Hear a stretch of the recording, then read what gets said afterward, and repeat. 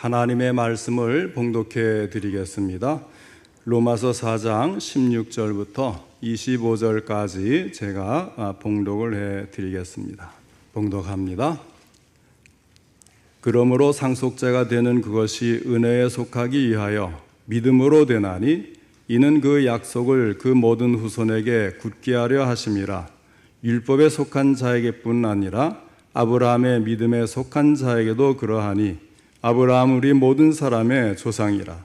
기록된 바 내가 너를 많은 민족의 조상으로 세웠다 하신과 같으니 그가 믿은 바 하나님은 죽은 자를 살리시며 없는 것을 있는 것으로 부르시는 이시니라. 아브라함이 바랄 수 없는 중에 바라고 믿었으니 이는 내 후손이 이가 되리라 하신 말씀대로 많은 민족의 조상이 되게 하려 하심이라. 그가 100세나 되어 자기 몸이 죽은 것 같고 사라의 태가 죽은 것 같음을 알고도 믿음이 약하여지지 아니하고 믿음이 없어 하나님의 약속을 의심하지 않고 믿음으로 견고하여져서 하나님께 영광을 돌리며 약속하신 그것을 또한 능히 이루실 줄을 확신하였으니 그러므로 그것이 그에게 의로 여겨졌느니라. 그에게 의로 여겨졌다 기록된 것은 아브라함만 위한 것이 아니요 의로 여기심을 받을 우리도 위함이니 곧 예수 우리 주를 죽은 자 가운데서 살리신 이를 믿는 자니라. 예수는 우리가 범죄한 것 때문에 내줌이 되고 또한 우리를 의롭다 하시기 위하여 살아나셨느니라. 아멘. 오늘은 종교개혁의 의미라는 제목으로 함께 말씀을 듣겠습니다. 오늘도 하나님께서 예배드린 우리 성도님들을 만나주시고 생명의 말씀을 통해 풍성한 은혜를 내려주시기를 축원합니다. 먼저 하나님께 기도드리겠습니다. 하나님 아버지, 오늘도 저희들을 사랑하셔서 저희의 예배를 받으시며 귀한 말씀 주시니 감사를 드립니다. 이 말씀을 통해서 저희들에게 하시고자 하는 주님의 음성이 들려질 수 있도록 전할 때도 들을 때도 성령님이 함께 하시고 도와주옵소서. 말씀으로 깨닫는 것을 실천할 수 있도록 믿음도 더해 주시옵소서. 예수님의 이름으로 기도하옵나이다. 아멘. 오늘은 종교개혁 제508주년이 되는 기념주일입니다. 1517년 10월 31일 루터는 자신이 신학을 가르치던 비텐베르그 대학의 정문 게시판에 그 당시 천주교회에서 잘못 행해지고 있던 잘못된 점들을 95가지 95개의 조로 조목조목 나누어서 항의하는 글을 게시를 했습니다. 그리고는 종교개혁의 기치를 높이 들었던 것입니다. 이것이 계기가 되어서 종교개혁의 불길은 전 유럽에 거세게 일기 시작했습니다. 그 결과로 태동된 것이 바로 우리 개신교입니다. 그래서 개신교는 이날을 기념하기 위해서 해마다 10월 마지막 주일을 종교개혁 기념주일로 지키고 있습니다. 그 후에 종교개혁의 성과를 뿌리로 하여서 교회와 신자는 늘 개혁되어야 한다는 생각으로 개혁주의가 나왔고 우리 대한예수교 장로회는 바로 그 개혁주의를 표방하는 그런 교단입니다. 생명에는 언제나 계속적인 개혁이 필요합니다. 왜냐하면 생명은 계속 변하기 때문입니다. 생명의 변화는 두 가지로 나타나죠. 하나는 죽음의 로의 변화입니다. 계속 부패하고 썩어져서 죽어가는 변화가 있고, 또 하나는 계속 성장하고 새로워지는 생명의 로의 변화가 있습니다. 교회에서 개혁이라는 말을 사용할 때는 바로 이 후자, 계속 성장하고 새로워지는 생명의 로의 변화를 일컫는 말입니다. 이 가재나 개와 같이 단단한 껍질을 가진 동물들은요, 어느 정도 자라면 기존에 가지고 있던 껍질을 벗어버리고 새로운 껍질을 가지게 됩니다. 그렇게 하지 않으면 성장할 수가 없어요. 먼저 있던 그 껍데기에 갇혀가지고 더 성장을 못하니까 그것을 이제 벗어버리고 새롭게 더 크고 좋은 껍질로 만들면서 자꾸 성장을 해나가는 거예요. 그래서 또 어느 정도 자라면 또다시 그것을 이제 벗어버리고 새 것을 입어야 제대로 성장을 하게 되는 겁니다. 이렇게 생명이라는 것은 낡은 것, 고정적인 것은 자꾸 벗어버려야 성장하고 새로워지게 되는 거예요. 그렇기 때문에 계속해서 개혁을 해야 하는 것입니다. 또 모든 일에는 목적이 있고 그 목적을 위한 수단과 방법이라는 게 있지 않습니까? 그래서 이 목적을 이루기 위해서 수단과 방법에 총력을 기울이다가 보면 어느새 주객이 전도되는 거예요. 본래의 목적을 잃어버린단 말이죠. 잘못해서 목적으로부터 이탈이 되면서 방법과 수단이 더 중요한 것이 되어버리는, 목적을 이루기 위해서 수단과 방법을 동원해서 최선을 다한다고 열심을 냈는데 나중에 보니까 목적은 어디론가 쓱 없어지고 그 수단과 방법이 나를 지배하고 통제하게 되는 그런 결과를 가져오는 거예요. 그러니까 방법과 수단이 목적을 배신해버린 거죠. 그렇기 때문에 항상 처음 목적이 무엇이었는가, 그것을 묻는 것이 개혁의 필요성을 아는 것입니다. 나는 왜 예수를 믿는가? 나는 왜 신앙생활을 하는가? 나는 왜 교회를 나오는가? 나는 왜 다른 사람에게 이 생명의 복음을 전하는가? 이런 것들을 자꾸 성경에 비추어서 다시 되묻고 우리가 정말 그 목적을 다시 한번 되찾는, 이것이 개혁이라고 하는 거예요. 학교도 그렇지 않습니까? 예전에는 학교가 세워진 이유는 전인격적인 인간을 만들기 위함입니다. 그러니까 학교에 이제 학생들을 모아서 가르치는 것은 전인격을 형성시키는 지정의를 동시에 이제 세우기 위한 그런 목표를 가지고 학교를 세우고 학생들을 가르치지 않습니까? 그런데 시대가 변하면서 점차 이 학교도 변해버린 거예요. 이제는 세상에서 성공하기 위해 거쳐야 하는 과정으로서 좋은 대학 가고 좋은 직장을 얻기 위한 수단이 되어버리고 마는 겁니다. 그러다 보니까 선생님들도 변했어요. 스승의 개념도 바뀌었습니다. 대학에 들어가도록 가르치는 공부 기계가 되어버리고 마는 겁니다. 그러니까 주객이 전도돼 버린 거죠. 공부라고 하는 것은, 대학에 들어가는 것은 그 사람의 전 인격을 잘 형성해서 인간다운 인간을 만들고 사회에 유익을 주고 기여하는 그런 인물로 키우고자 하는 것이 이 원래 교육의 목적인데, 이제는 좋은 대학 가고 좋은 직장 얻고 돈 많이 벌고 이런 공부기계가 되어버리고 마는 거예요. 그러니까 교권, 교사의 권리, 요즘에 이것을 많이 찾는 게 그렇게 좋은 일이 아니거든요. 왜 이런 교권이라는 말이 많이 나오고 교사의 권리를 찾는 말이 많이 나오고, 심지어는 이것을 위해서 선생님이 학생을 대하여 이 법원에 소송까지 하는, 왜 이런 일이 벌어집니까? 예전에는 그런 말이 필요 없었거든요. 왜냐하면 스승의 그림자도 밟지 말아야 한다는 그런 보편적인 생각을 가지고 있었어요. 그런데 본래적인 모습을 잃어버리니까 학생들도 잘못된 길로 걸어가고 선생님들도 교권을 잃어버리고 오히려 투쟁하는 이런 일이 벌어지고 마는 것입니다. 그래서 이 개혁이라는 것은요, 꼭 새로운 것을 찾는 것만이 아니라는 겁니다. 가장 중요한 것은 본래적인 목적을 찾고 본래적인 목적으로 돌아가는데 개혁의 필요가 있다. 이것을 우리가 잘 생각해 봐야 돼요. 오늘날 세상이 얼마나 빨리 변합니까? 변화무쌍한 이 변화 속에서도 분명히 변하지 않는 것이 있고, 또한 변해서는 안 되는 것이 있습니다. 하나님과 하나님 말씀, 이것은 변하지 말아야 되는 거죠. 그러니까 이 변하지 말아야 되는 것을 그대로 지키기 위해서 일부러 변화를 일으키는 거예요. 일으키는 변화는 이 목표를 잃어버리고 잘못된 수단과 방법을 사용해서 잘못된 길로 가는 것을 변화시켜서 변하지 않는 본래의 목표를 찾는 것, 이것이 개혁이라는 거죠. 자, 그러면 이런 개혁은 어떻게 이루어져야 되는가?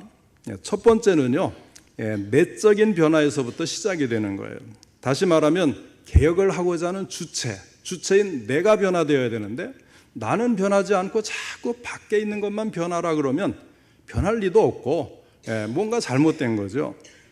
그러니까 밖을 고쳐서 안을 고치는 게 아니고 내 안을 고쳐서 내 밖에 있는 것을 고치는, 우리 안에서 고쳐서 우리 밖에 있는 것을 고치는 이런 방법을 써야 되는 거예요. 부부관계도 마찬가지잖아요. 한 2, 30년 동안 서로 다른 환경에서 살다가 어떻게 해서 이제 또 마음에 쑥 들어서 결혼을 했는데, 그러나 내가 좋아서 결혼했다고 해서 그동안 달리 생활했던 것이 갑자기 맞춰집니까? 안 맞춰지잖아요. 그러니까 자꾸 상대방에게 이래라 저래라 하고 자기에 맞춰서 변화를 요구합니다. 그러다 보면 부부싸움이 일어나고 심지어는 이혼까지 가는 이유는 서로 사랑하지 않은 채로 결혼했기 때문이 아니라 사랑했는데 그 사랑한 사람을 자꾸 나에게 맞추기 위해서 애를 쓰다가 보니까 이 가정이라는 것이 힘든 일에 부닥치게 되는 거예요. 그러니까 수십 년 동안을 서로 변화해 줄 것을 요구하는데 아직 고치지 못한 것, 그것이 대세 아니겠어요? 그러므로 상대방이 먼저 변해주기를 일단 중지를 하는 거예요. 그리고 어떻게 합니까? 내 편에서 먼저 변화되어서 천천히 저쪽이 변화되는 것을 보는 것.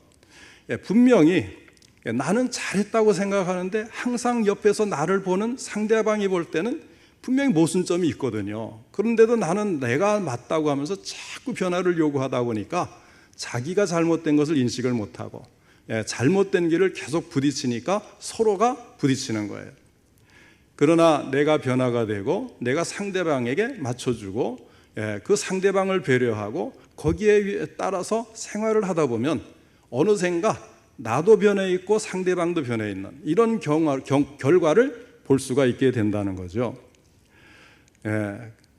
그래서 우리가 젊었을 때는 이 세상을 변화시키겠다고 하나님 이 세상을 변화시켜 주시고 변화시키는 나를 사용해 주십시오라고 기도하는데 몇십 년이 지나도 세상이 변하기는커녕 나도 변화를 못 시킨 거예요.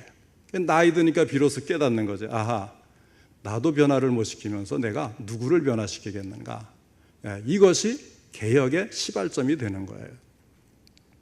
그렇기 때문에 주체인 나 자신이 먼저 생각을 바꾸어야 되는 것입니다. 관심을 나 자신과 나의 영혼의 문제로 돌릴 때만 진정한 의미에서의 개혁이 있게 되는 것입니다. 그 다음에 둘째는 본래성으로 돌아가야 돼요.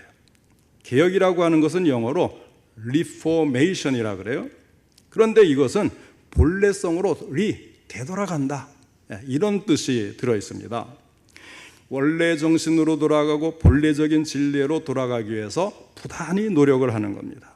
이혼 법정에 가면요 살벌하다 그래요. 그래서 제가 아는 분도 이제 이혼을 위해서 이제 법정에 가서 이혼 소송을 하는데 정말 못할 일이라 그래요.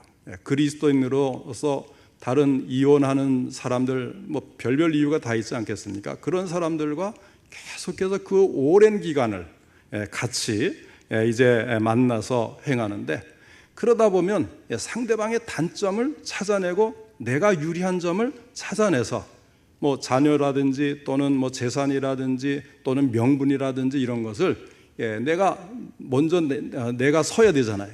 그러니까 아주 정말 살벌하게 상대방의 단점을 찾아내고 공격을 하고 다투고 싸우고 이러다 보니까 그러면 도대체 처음 결혼은 그럼 어떤 마음으로 했을까? 그런 의문이 든다 그래요. 그럴 때는 처음 결혼했을 때 그 마음으로 돌아갈 수만 있다면 문제는 해결이 될 텐데 그것이 너무나 어렵다는 겁니다. 종교개혁도 마찬가지입니다. 종교개혁이라고 해서 어떤 새로운 일을 꿈꾸는 것이 아니라 원점으로 돌아가자는 거예요. 그리스도에게로 돌아가고 초대교회로 돌아가는 것입니다. 성경으로 돌아가는 것입니다. 그 작업이 바로 개혁이에요. 본래성, 원래 있던 자리로 돌아가는 것입니다. 그러니까 원점으로 돌아가서 다시 생각하자는 것이 개혁이라는 거죠. 그 다음에 세 번째는요, 순수해지는 거예요. 모든 것은 시간이 지나면 원래 것에 새로운 것이 덧붙여지게 되어 있습니다. 그러면 처음에 순수하고 단순했던 것이 점점 복잡해지고 완전히 다른 것으로 변모해버리죠. 자, 이런 것은 우리가 성경에 마태복음과 마가복음의 내용과 전개 방식을 비교하는 이야기를 들으면 조금 이해가 될 거예요. 자, 여러분, 마태복음과 마가복음 중에 어떤 복음서가 먼저 기록이 되었을까요? 우리 성도님들은 너무 성경 공부를 잘해서 100점입니다. 100점.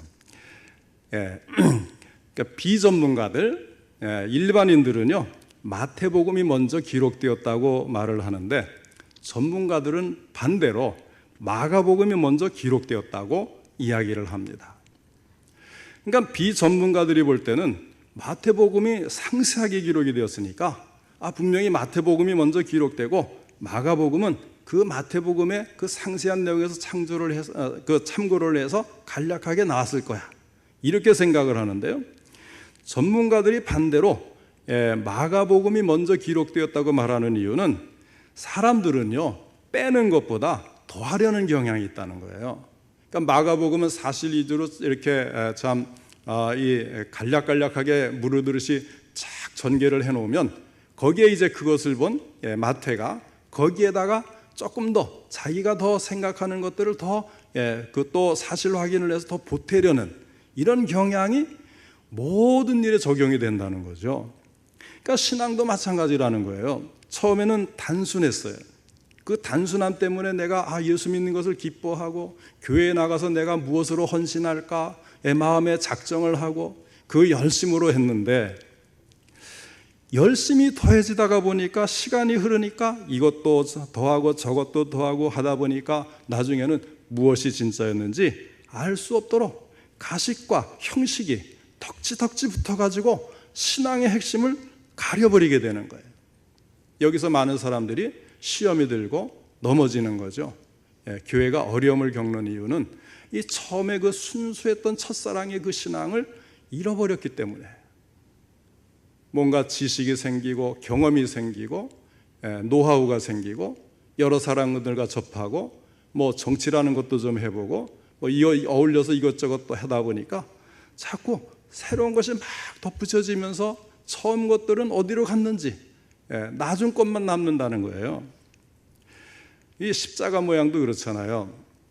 우리가 이제 이렇게 다니다 보면 십자가가 우리 개신교는 반듯반듯하게 간단하잖아요. 그런데 멋있는 십자가가 있어요. 아주 문양도 멋있게 하고 가운데는 십자가 동그라미 있고 가장자리도 아주 꽃 문양처럼 이렇게 아주 예쁜 그 십자가가 있습니다. 그 십자가는 대부분이 천주교 성당이거나 아니면 성당과 같은 그런 그 신앙을 사모해서 추구하는, 우리 개신교 쪽에도 어떤 교회는 좀 멋을 따져가지고 그런 성당처럼 좀 그럴싸하게 하려는 그런 경향으로 본래 하던 것을 바꿔서 따라가는 경향이 있어요. 예배의식도 천주교는요, 그냥 거기에 앉아만 있어도 막 벽화에다가 웅장하고 거기에다가 또 뭐 파이프 오르간까지 막 하면 저절로 엄숙해지고 뭔가 좀 이제 고양된 분위기에서 뭔가를 추구하려는 그런 마음이 들 정도로 아주 사람의 마음을 감동시키는 그런 형식과 그런 이제 치장, 이런 것들이 되어 있다는 거예요.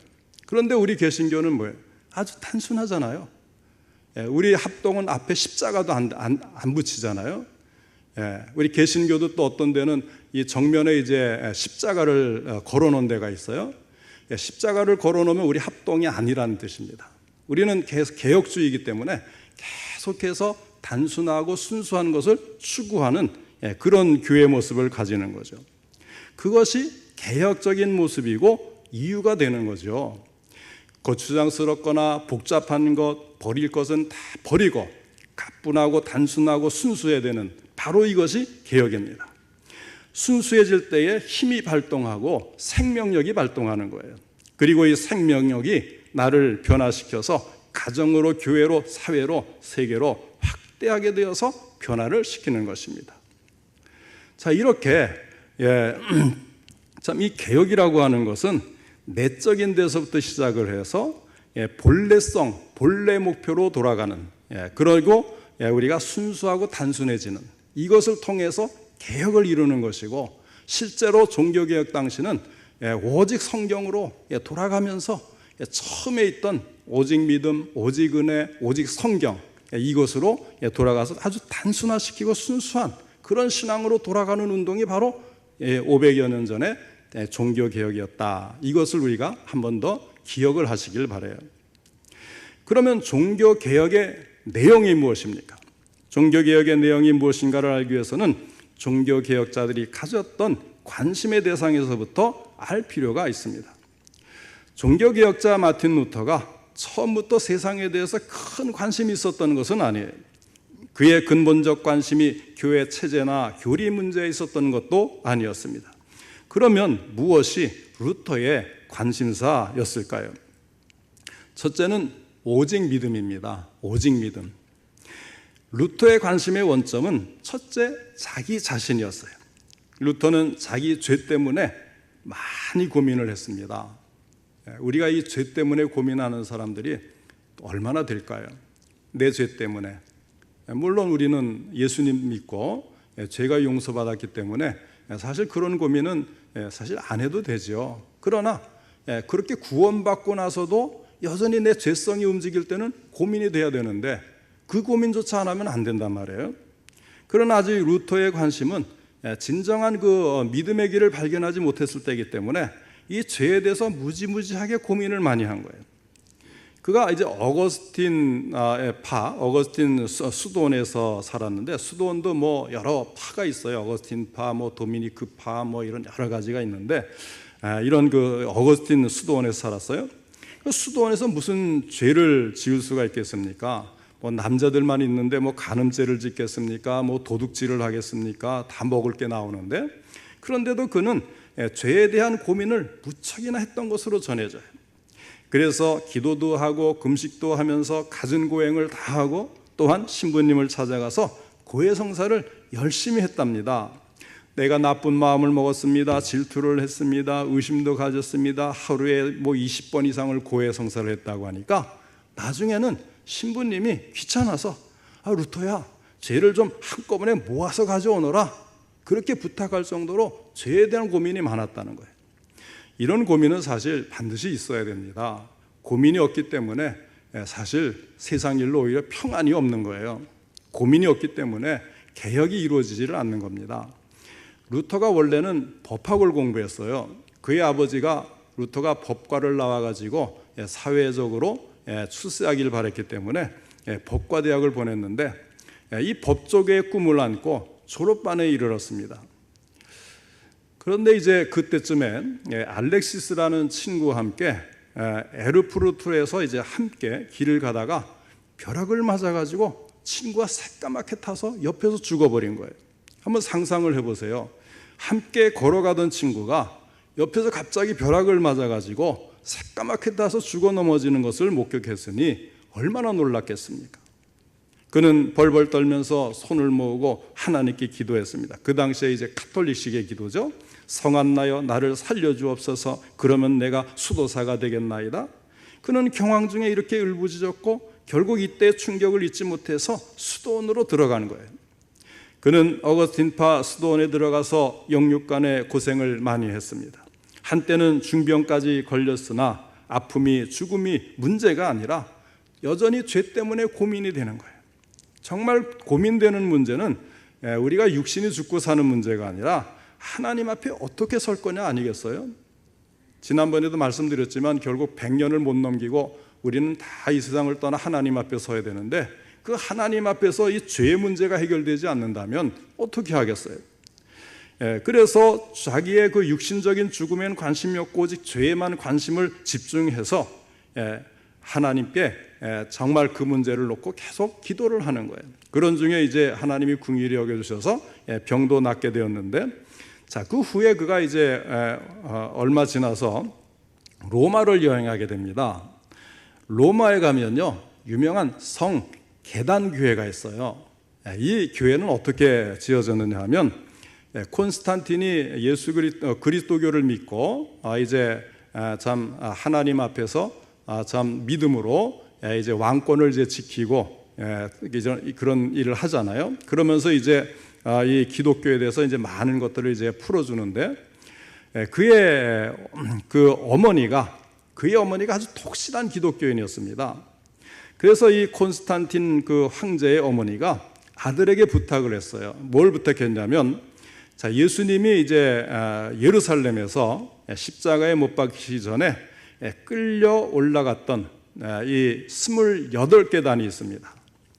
빌라도를 이제 총독을 만나기 위해서 이제 28계단이 있는데 그것을 로마로 가져왔다는 거예요. 그래가지고 교회를 지었는데 이 계단이 교회 한가운데 위치해 있고 이 계단을 올라가면 제단이 있습니다. 그런데 이 계단을 무릎으로 기어 오르내리면 죄사함을 받는다 그래가지고 많은 사람들이 오늘날도 오르내리고 있다 그래요. 로마에 있는 그 28계단의 계단교회. 그러니 2000년 동안 얼마나 많은 사람들이 순례를 했겠어요. 그래서 이 계단이 닳아가지고 푹 패여 있다 그럽니다. 500여 년 전에 마틴 루터도 이 계단을 오르내리면서 이제 계단마다 입을 맞추고 종일 고행을 했던 겁니다. 그래도 그의 마음에는 평화가 오지를 않아서 괴로워하는 중에 마침내 강하게 들려오는 음성이 있었어요. 의인은 믿음으로 말미암아 살리라. 그때에 무릎을 탁 쳤다 그래요. 그래, 이 계단은 구원을 얻는 사다리가 될 수가 없어. 그러면서 벌떡 일어선 것이 이제 종교개혁이 시작되는 계기가 되는 겁니다. 오직 믿음으로 의롭다함을 얻고 오직 믿음으로만 구원을 얻는다는 데서 눈을 뜨게 되었습니다. 여기서 진정한 평안, 진정한 위로, 진정한 생명적 개혁을 일으키게 된 것입니다. 그리고 그는 바르트부르크 성에서 성경 연구를 많이 하다가 여러 가지 문제점을 발견하게 됩니다. 그 당시의 교회들이 성경에서 떠난 점들이 많다는 거예요. 다시 말해서 교회 자체가 비성경적임을 발견하고 95가지의 질문사항을 비텐베르그 성당 벽에다가 갖다가 붙인 거예요.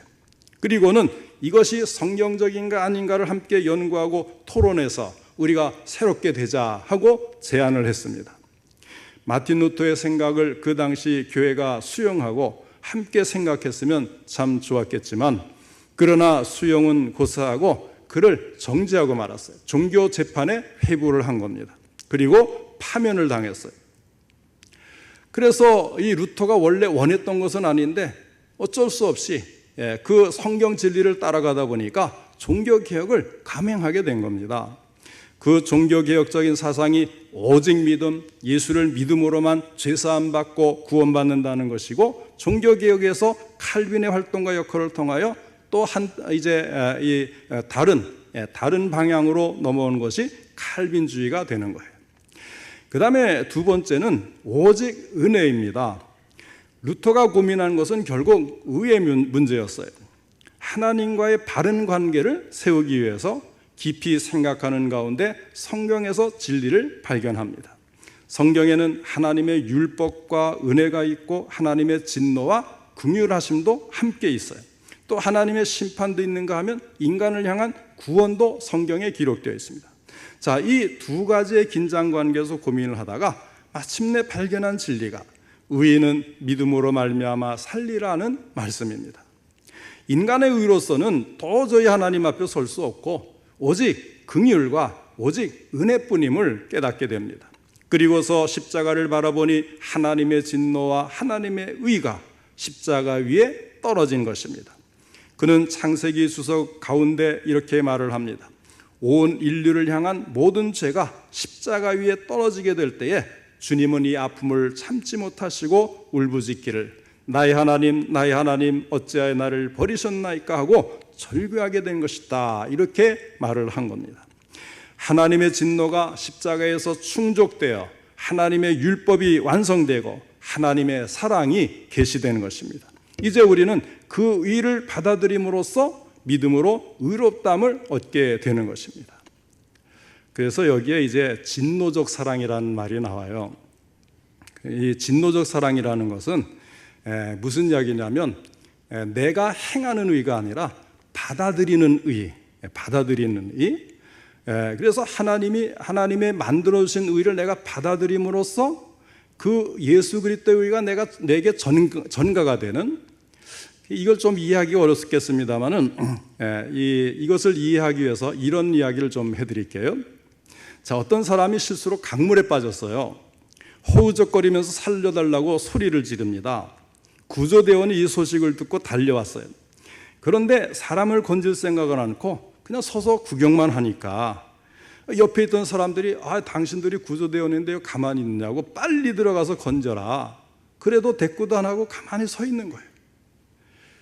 그러다가 물에 빠진 사람이 막 허우적거리다가 지쳐서 기진맥진 탈진해버리니까 그제서야 구조대원이 들어가서 그를 건져낸다는 거예요. 사람들은 구조대원에게 물었습니다. 왜 사람을 빨리 건지지 않았소? 구조대원이 말하기를 허우적거리며 살려달라고 발악할 때에 물에 들어가면 그 사람이 나를 꽉 붙들고 그렇게 되면 나도 죽고 그도 죽는 겁니다. 완전히 기운이 빠져서 손을 들어야 구할 수가 있습니다. 이것이 바로 진노적 사랑이라는 거예요. 우리가 완전히 항복, 하나님의 진노 앞에서 완전히 항복을 한 다음에야 우리를 건질 수가 있다는 거예요. 보등보등대고 있으면 안 되죠. 스스로 의롭게 해보겠다고 자기 노력과 자기 의지로 100번을 맹세하고 손을 자르고 별일을 해봐도 안 된다는 거예요. 항상 이제 전도를 하다가 보면 그런 것을 많이 느껴요.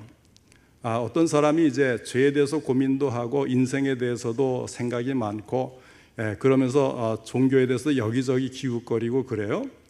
그러면 우리가 생각할 때 저 사람은 전도해 볼 만하겠다.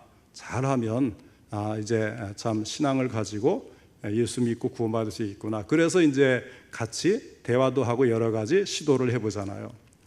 그런데 어떤 사람은 듣는 순간 이해를 하고 빨리 항복을 해요. 내 의로는 구원받을 수 없기 때문에 이 기독교 교회에서 말하는 예수 믿고 하나님의 의로서만 은혜로만 내가 구원받는구나.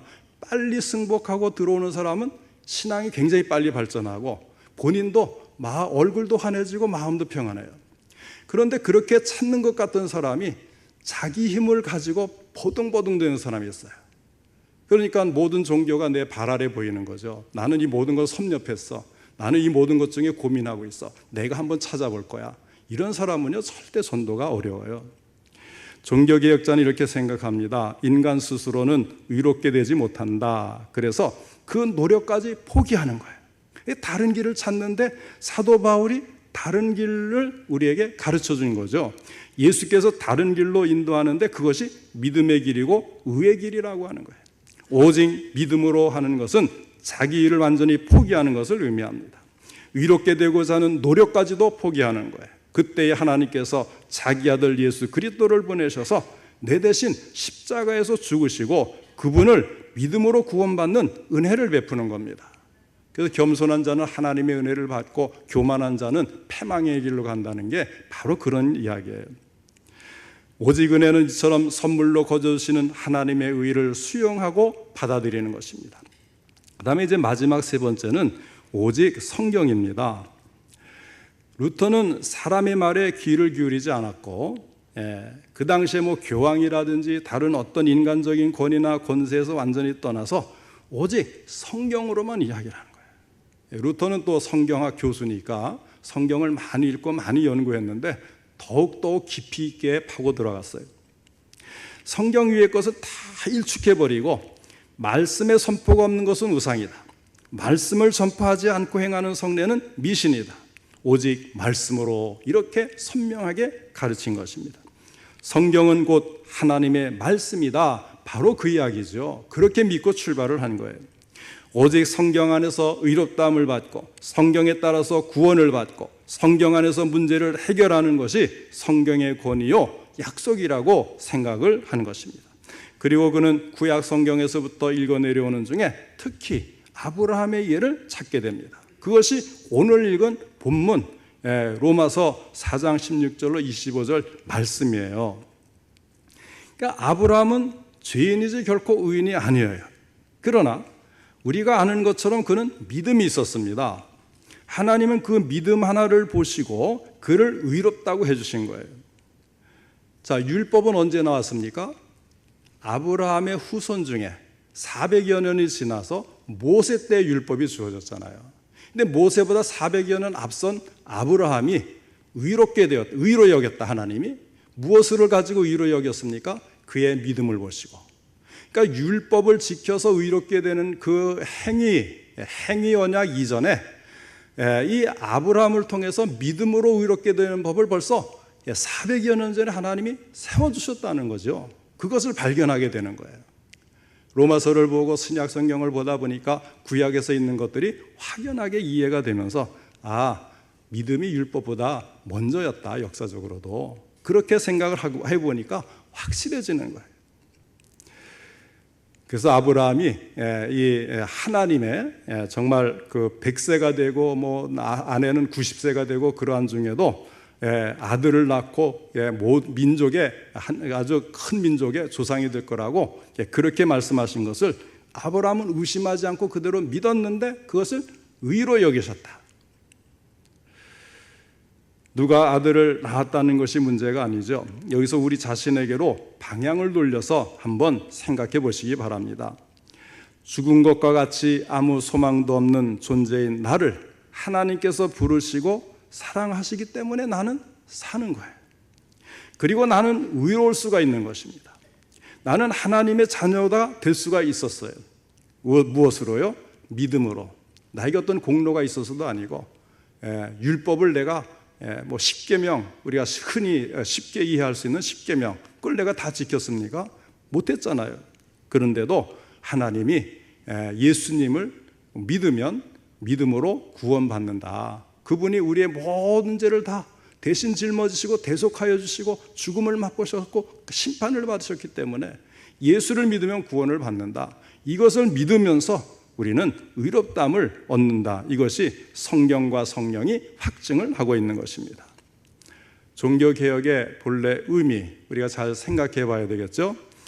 정말 개혁을 원하시면 우리가 우리 자신을 먼저 보아야 되는 거예요. 밖에 있는 세상을 아무리 비판해도요, 그 개혁이 안 돼요. 내가 먼저 우리 자신으로 돌아와서 내가 먼저 개혁이 돼야 되는 겁니다. 나의 그 신앙, 나의 본래적인 그 원래 가져야 될 신앙을 우리는 되찾아야 되는 것입니다.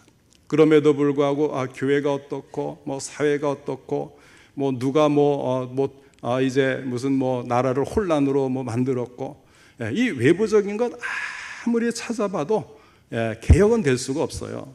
그래서 나 자신을 살펴보고 어디서부터 잘못되었는가? 왜 이 사회는 교회를 걱정하고 교회를 비판하는가? 그러면 우리 자신에게서 찾아야 되지.